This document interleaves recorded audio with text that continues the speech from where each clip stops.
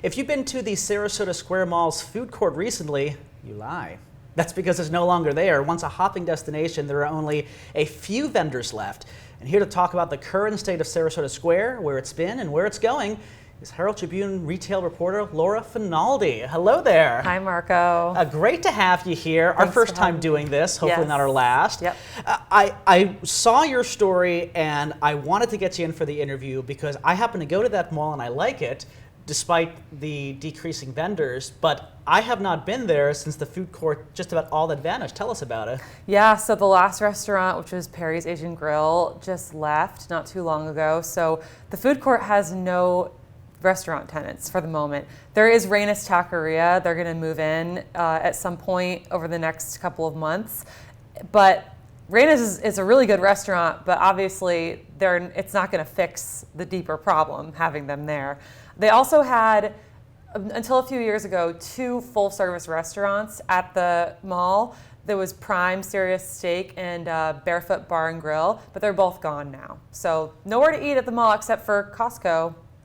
Yeah, and really Costco, I think that and the theater, I think are 2 of the more popular destinations right now. I think I read in your story, there's like maybe a little over a dozen vendors left in general, or businesses? Yeah, I don't know the exact number, but there's a handful left.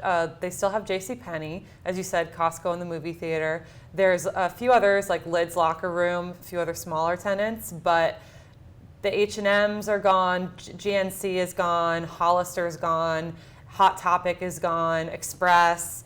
A lot of them still have their awnings, like their storefront awnings still there, but there's a whole middle hallway in the mall where there's basically nothing going on. And while so many people come to Florida from somewhere else, those of you watching who have been here a while, sometimes might be a sad scene to see the pictures that we're sharing. So I guess the thing is then, where is Sarasota Square Mall going now under new ownership?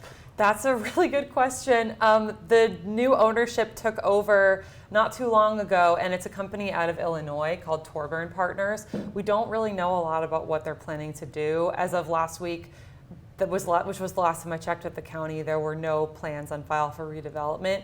But the rumor about Sarasota Square has always been that there's going to be some sort of housing component that comes in.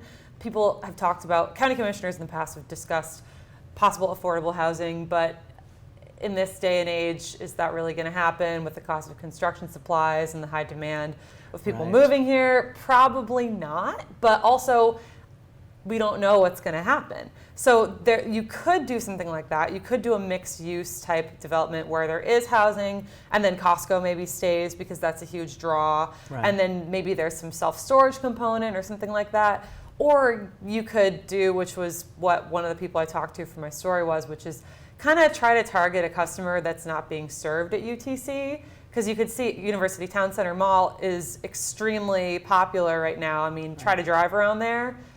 It's pretty difficult. I did last Christmas. Yeah, not easy. But it's a very high-end clientele. They literally have a Tesla. They have a Tesla store there. They have high-end luxury brands.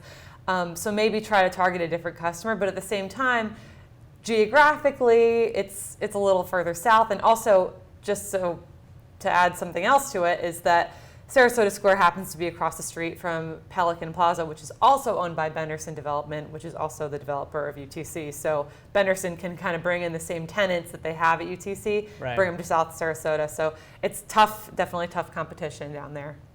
I look forward to seeing what changes they do make, because I know Westfield's went through a lot, and I quite enjoy going to Westfield as well, and UTC. So hopefully we'll talk again, and we'll talk about the changes definitely. in the landscape here on the Suncoast. Thanks for coming in, Laura. Absolutely. Thanks for having me.